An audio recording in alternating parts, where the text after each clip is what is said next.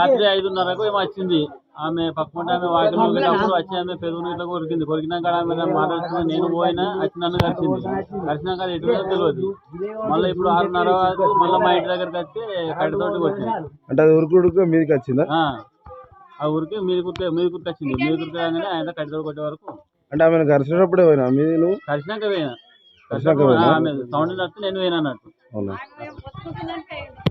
నువ్వే కట్టెతోటి నేనే కొట్టి దానికి అంటే పిచ్చి లేచినట్టు చేసిందా? పిచ్చి లేచినట్టు సైలెంట్ గా వచ్చింది అది.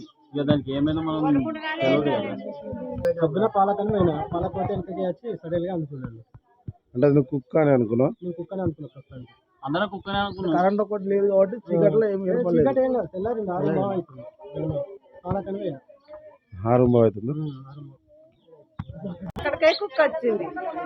అక్కడికే వస్తే అడి అంటేనే చీపురు కట్ట ముందుకొచ్చి ఇన్ని కాళ్ళకాడ వేసినాక ఇక నేనేం చేసినా ఇక ఇది నూకుతే వచ్చింది. ఇక ముఖం అందుకొని ఇక మొత్తం ఎక్కడ బొండికాయ పట్టిందంటే లావట్టేసేసిన.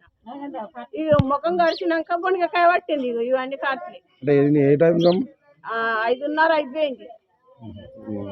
చీకటి ఉంది, కరెంట్ చీకటి ఉంది. 5:30 అయిపోయింది. 5:30 వరకే అది గబడ నొక్కుతుంది. 5:30 అవుతుందని చీపురు గట్ట పట్టినాక అంతే.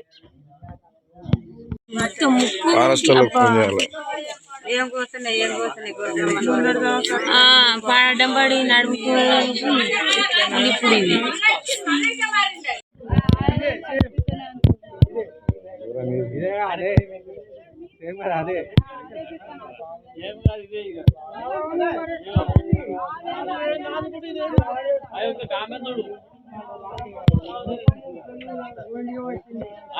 ఇప్పుడు ఇది ఏదైనా ఇంజక్షన్ కొంకనక్క లాంటి గిడ్డ పాడైతే గిడ్డే ఉంటాయి, చిన్నగా ఉంటాయి.